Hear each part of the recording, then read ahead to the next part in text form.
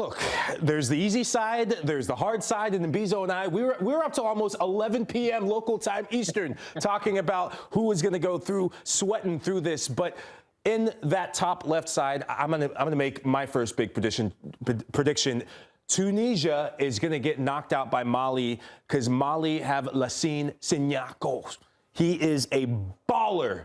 Right, in the final third place for Auxerre, already gotten his goals at AFCON, and he made this Morocco backline sweat on match day 2. As we look further forward, because my eyes are so bad, I'm going to have to go right towards the camera. I look at Senegal. Senegal will beat Sudan. Sudan having that own goal miracle, but Senegal, they are so strong, they're so deep. Egypt, not my favorite team right now, not the most convincing team, but they will squeak by Benin. Côte d'Ivoire will beat Burkina Faso. Burkina Faso will push them a bit, but Amad Diallo's quality will show through. In the quarterfinal, Senegal, they're going to muscle through to beat Mali. I think there's a bit of history between those two sides. Côte d'Ivoire will knock out Egypt, as I predicted when we start out the preview. Once again, there's this youth movement. I think the midfield of Côte d'Ivoire will really show their quality, which now brings us to the other side. Semifinal between Ivory Coast and Senegal on the more difficult side of the bracket.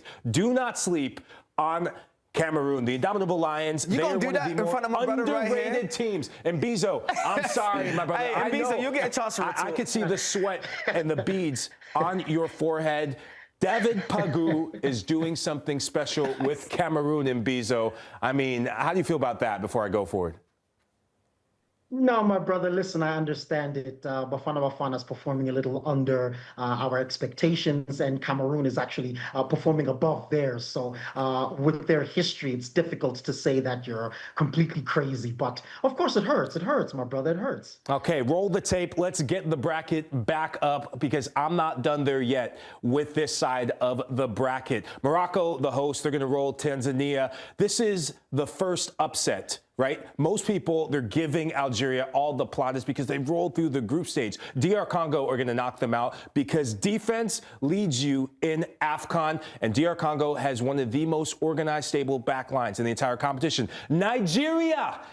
We'll get it done. Niger, all my Niger boys and girls, this is your time to shine, which will create this quarterfinal matchup of the ages because it was only a couple months ago, going back to November, where DR Congo knocked out Nigeria. And I went to bed thinking, Jaydee, is this going to be the moment where Victor Osimhen, Ademola Lookman, they're getting their goals? Nigeria look promising. But the biggest issue I have with Nigeria is their goalkeeper, Stanley Nwabali, is awful. He's been playing awful. He's going to cost them. Their backline is giving up goals, and it's going to be deja vu again. DR Congo is going to knock out Nigeria to get to another semifinal, back-to-back semifinals. They made semifinals last AFCON. They will get to another semifinal. Morocco will just edge out a talented young Cameroon, and DR Congo, Morocco is going to be my semifinal on that right side of the bracket. Okay, this is locked in. I like this overall. Are you going to give your prediction in terms of who you want for the championship, or are we going to hold it right We're going to hold, pause, and get to Mbizo. Mbizo, I want to get you a chance to retort because I know you on the ground. I see he's like a fighter in the corner waiting for his chance.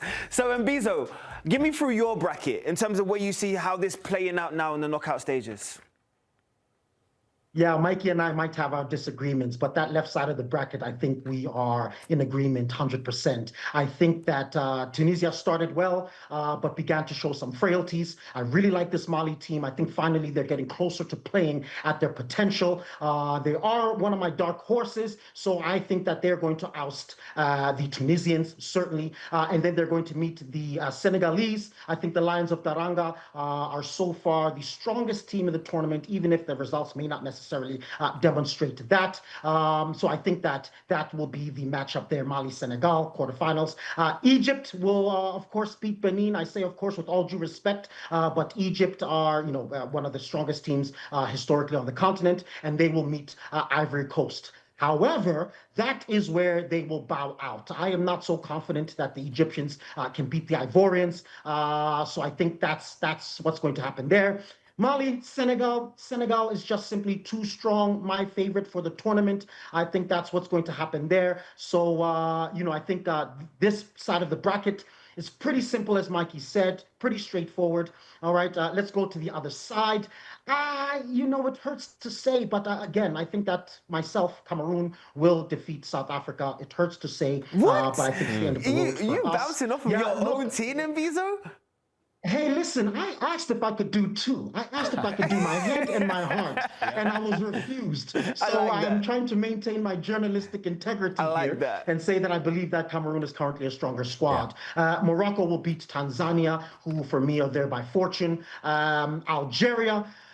It's looking so strong. I mean, if just on the basis of their tournament performance, I know Mikey doesn't necessarily agree with me there, but from what I've seen from Algeria, they're flying high. Democratic Republic of Congo absolutely is a powerful squad. They can win. I just don't think that they will.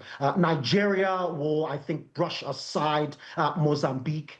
They're in good form. But in the next round, I think they will demonstrate their defensive frailty, which Algeria doesn't seem to have at this current juncture in time. Perhaps they haven't had as much of a test as some of the other teams, but I think Algeria will oust the Nigerians. The Super Eagles won't like me saying that. Cameroon, Morocco will get through. Home field advantage, playing well. Some other issues that are happening there that I think will favor them.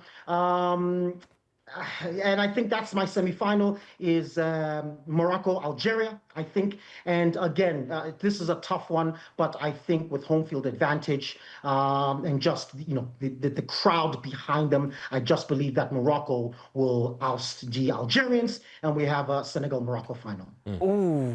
I like this. I like that breakdown. You need to take me through your semi-finals, though, because it seems like there's a little bit of a difference between you lot who the Final Four is going to be. Now, we were definitely on the same page on the left side of the bracket. The right side. Pull up the bracket yet again. I mean, we're going to a semifinal of Senegal, Cote d'Ivoire. I mean, two dominant forces, right? Two young teams in terms of a balance of young and the old. But this is Senegal's time to shine. I know a lot of people are big on this Morocco side because of what they did in the World Cup, but there's something different about Senegal, and they will make the final.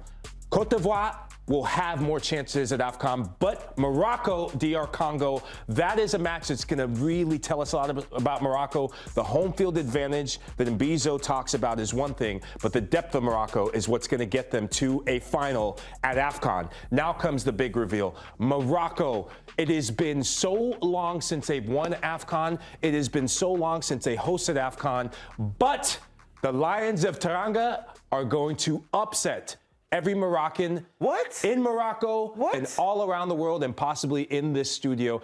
I just think Senegal are the best team in Africa right now. You're going against Morocco. I'm going. Sadio Mane is made for AFCON, and he's been the best player since 2006 in the history of AFCON in terms of the numbers. I mean, he's smashing records in Mbizo. He's equaling records, smashing records. This is when he shines the most. AFCON is this time, and Senegal are my champions. Okay, all right. I have to respectfully disagree, but it's okay. Hopefully Mbizo can add some sanity back to this. What do you think, Mbizo, with your Final Four? How are you seeing this play out?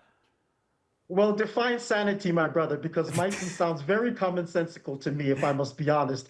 I think that Senegal will come out tops.